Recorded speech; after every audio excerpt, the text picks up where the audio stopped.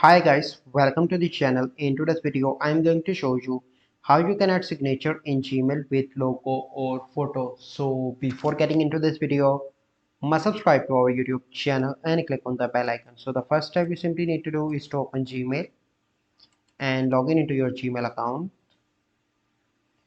So once you are in your Gmail, you simply need to click on this gear icon on the top right and click on see all settings. So in general, scroll down and you need to find out the signature section.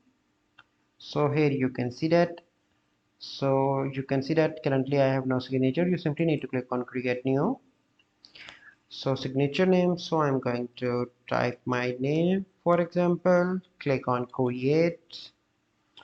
Okay, and here you simply need to, if you want, you can create another, you can add the details, and here you can add the picture as well. So I'm going to select this picture, for example, and with the picture you can add the details. So you must add some smaller picture, and once you add picture you can add the text detail as well, and after that it is ready.